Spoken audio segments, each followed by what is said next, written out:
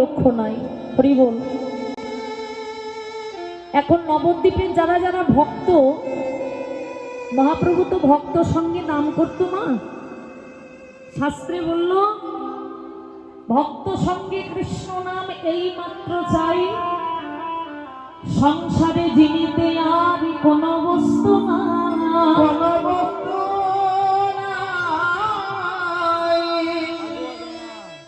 হরিনাম করবে, কৃষ্ণ নাম করবে। মহাপ্রভু বলল ভক্ত সঙ্গে করো। ভক্ত সঙ্গে হরিনাম করলে কি হবে? ভক্ত সঙ্গে নাম করলে প্রেমের উদয় হবে। পাঁচটি জিনিসের কথা বলল। এক হচ্ছে সাধু সঙ্গ, নাম সংকীর্তন, ভাগবত শ্রবণ, মথুরায় শ্রদ্ধাবাস, শ্রীমুক্তি সেবন। সকল সাধন শ্রেষ্ঠ এই পঞ্চ অঙ্গ, কৃষ্ণ প্রেমে জন্মায় এই পঞ্চ অঙ্গের ফল প্রসঙ্গ। তাই গৌর হরি বল। অমাইরা খুব দামি কথা। প্রথম বলছে সাধু সঙ্গ। জীবনে যদি একটুখানি প্রেম পেতে চাও, তবে প্রথম কথা হচ্ছে সাধুর বাজারে গড়াগড়ি দাও। সাধু সঙ্গ ছাড়া কৃষ্ণ প্রেম আসে না। সাধু সঙ্গ সর্বশাস্ত্রে কয়, লবমাত্র সাধু সঙ্গে জীবের কৃষ্ণ প্রাপ্তি হয়। কৃষ্ণ প্রাপ্তি হয় কি বলছে? লবমাত্র সাধু সঙ্গ। লব মানে হচ্ছে সামান্য। একটু যদি সাধু সঙ্গ করতে পারো, তাহলেই তোমার অন্তরে প্রেম আসবে।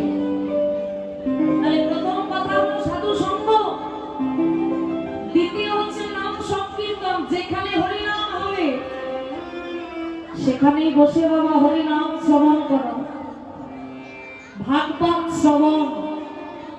যেখানে ভাগবত কথা হবে, কিছু পারো বা না পারো, সেই ভাগবতের আসনে গিয়ে দুটি কর্ণ শ্রবণ ভরে বদন ভরে তোমরা ভাগবত তত্ত্ব আস্বাদন করো।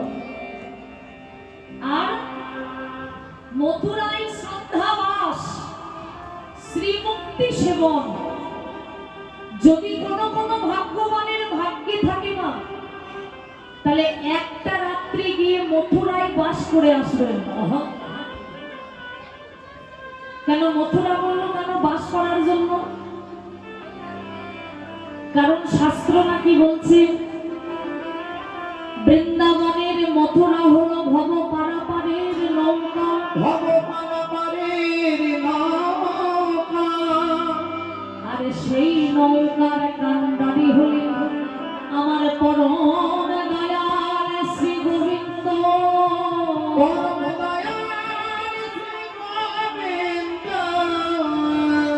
একটিবার যদি কেউ মথুরা নামক নৌকায় গিয়ে চাপতে পারে,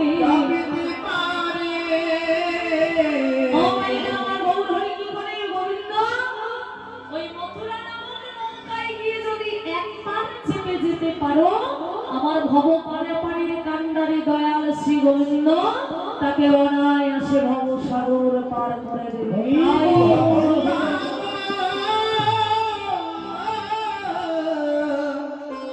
পার করে দেবে।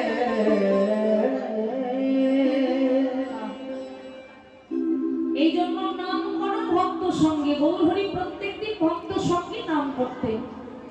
তা আজও ঠিক তেমন ভক্ত সঙ্গে নাম করবেন বলে ভক্তরা পথে দাঁড়িয়ে আছে ফুল করতাম নিয়ে, যে গৌর হরি হরি আমরা নামি বেরোবো। কিন্তু গৌর হরি আসছে কোথায়? সে যে মনের সুখে ঘরে ঘুমিয়ে আছে, ঘুম যে তার ভাঙছে না। ভক্তরা ভাবলো এত বেলা হয়ে গেল তাও প্রভু এলো না। ওরে এক কাজ কর, চল আমরা বড় গৌর হরির বাড়ি গিয়ে দেখে আসি যে এখনো গৌর আসছে না কেন। সকল ভক্তগণ গিয়েছে গৌর হরির বাড়িতে। আর বাবা বাড়ি গিয়ে দেখছে গৌর আসবে কি গো। তখনও পর্যন্ত সারা রাত্রি গৌরহরি মনের সুখে সচি মায়ের ঘরে ঘুমিয়ে আছে। অতি সুখে গৌরহরি ঘুমাচ্ছে। ভক্তগণ গিয়ে বলছে, প্রভু, আরে ও প্রভু, এত বেলা পর্যন্ত ঘুমোলে হবে? একবার গগন পানে তাকিয়ে দেখো। আমার ভোরবেলা হলে আকাশে কি ওঠে? অরুণ ওঠে। তাই ভক্তগণ বলছে, একবার গগন পানে তাকিয়ে দেখো। ওই দেখো, অময় অরুণয় উদয়,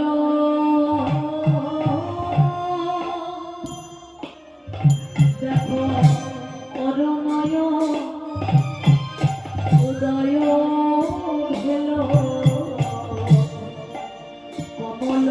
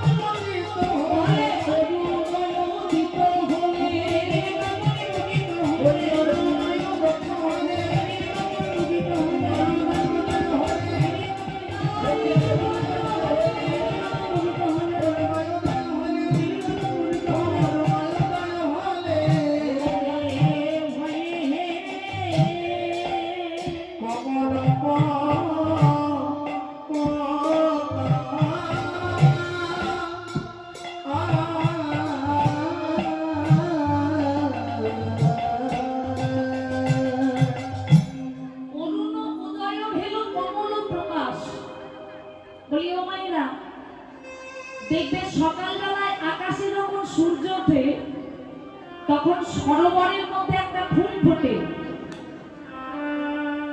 ওমা তোমরা জানো সূর্য ওঠার সঙ্গে সঙ্গে সরোবরে কোন ফুল ফোটে? কোন ফুল? এই পদ্ম ফুল। সূর্য ওঠার সঙ্গে সঙ্গে পদ্ম ফুল ফোটে। আর কুমুদিনী মানে আমরা বাংলা কথায় যাকে বলি শালুক ফুল, বোঝো তো শালুক ফুল? সেই শালুক ফুলের মুখটা সকাল হলেই কিন্তু বন্ধ হয়, ওটা সারা রাত্রি খোলা থাকে। তা সকালবেলা হয়ে গেছে, ভ্রমণ কুমুদিনীর মধ্যে শালুক ফুলের মধ্যে বসে মধু পান করছে। এখন মনে মনে ভাবছে সকালবেলায় যে এখনো যদি শালুক ফুলের মধ্যে বসে বসে মধু পান করি আর একটিবার যদি ওই শালুক ফুলের মুখটা বন্ধ হয়ে যায় তাহলে কি হবে? তার মধ্যে চাপা পড়ে যাবে।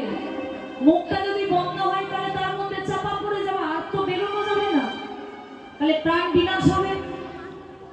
তাই ভ্রমণ চিন্তা করছে, না না সকাল হয়ে গেছে, আর শালুক ফুলে বসে থাকলে হবে না, এবার পদ্ম ফুলের মধু পান করার জন্য পদ্ম ফুলের দিকে যেতে হবে। তাই যাবার সময় বাবা ভ্রমণ কিন্তু শালুক ফুলকে শুধু শুধু ছেড়ে যেতে পারলো না, কি করলো, বদনে যাবার সময় একটা করে চুম্বন দিয়ে গেল। কেন চুম্বন দিল, কেন আমরা চুম্বন কেন দিই? ভালোবাসার প্রতীক ভাবে, ভালোবাসাটা বোঝাতে চুম্বন ব্যবহার করি।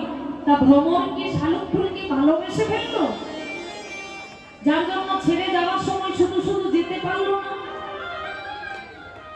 হ্যাঁ বাবা, ভালোবাসবে না? যার মধ্যে সারাটা রাত্রি বসে বসে মধুপান করে গেল, এই এত বড় রাত্রিটাতে মধুপান করতে করতে তার প্রতি কি একটু ভালোবাসার জন্ম হয়নি? যার মধ্যে সারা রজনী মধু খেলো, কিছুটা হলেও তো তার প্রতি ভালোবাসাটার উদয় হয়েছে।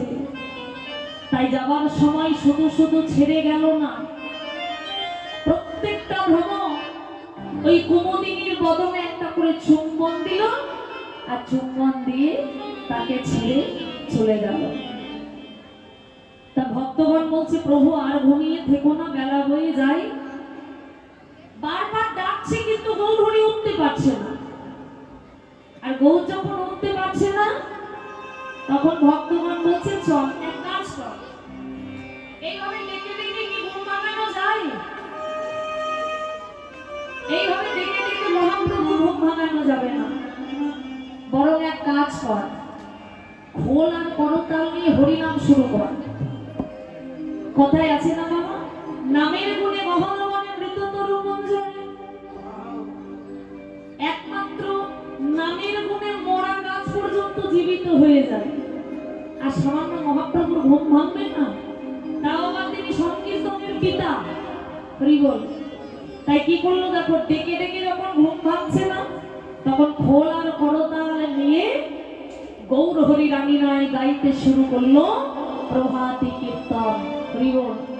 ও মায়েরা, বাবা চলো সবাই মিলে আজ আমরাও ভক্তদের সঙ্গে একসঙ্গে বদন ভরে গৌর হরিকে জাগানোর জন্য পরে করতালি দিয়ে গাইব সেই প্রভাতী কীর্তন। সকলে মিলে একসঙ্গে গাইব, কেমন? ভজ শ্রী কৃষ্ণ কহ শ্রী কৃষ্ণ,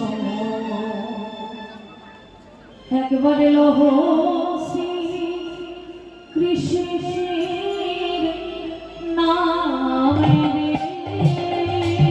সবাই ভজ শ্রী কৃষ্ণ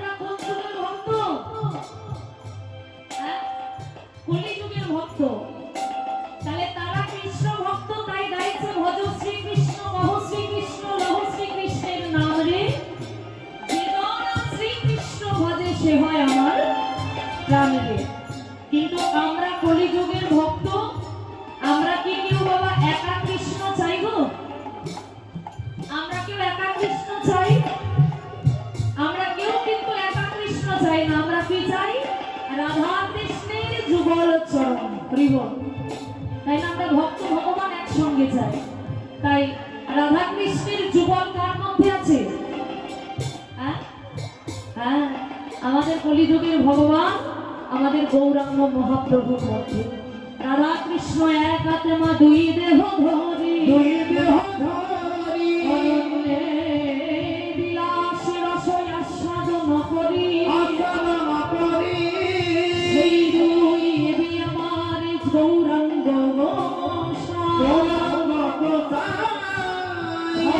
রস আস্বাদিতে দহে হইল এক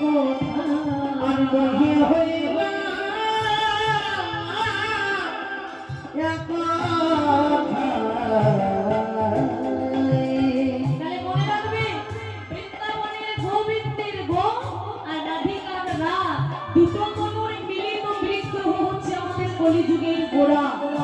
তাই আমরা কলিকালের ভক্ত, আমরা কিন্তু ভজ শ্রীকৃষ্ণ বলবো না। অমাইরা, আমরা সবাই মিলে একসঙ্গে গাইবো। গান কিন্তু গায়কের একার নয়। কি বাবা একা বটে? গান গায়কদের একার নয়। শাস্ত্রে বলল, আকাশের শোভা চাঁদ, চাঁদের শোভা তারা, বৃন্দাবনের কৃষ্ণ শোভা, নদিয়ার শোভা গোরা, হাটের শোভা হাড়ি, রাস্তার শোভা বাড়ি, আর মুসলমানের শোভা হয় বড় বড় দাড়ি, ফুলের শোভা সুগন্ধ, সুগন্ধের শোভা অলি, আর হরিবাসরের শোভা হয় সকল ভক্ত মণ্ডলী। তাই একজন শ্রোতা ছাড়া একটা কীর্তনিয়া কিন্তু বৃথা। কি মায়েরা? বক্তা শ্রোতা ছাড়া কিন্তু বেকার। তাহলে গায়কের গান কিন্তু একা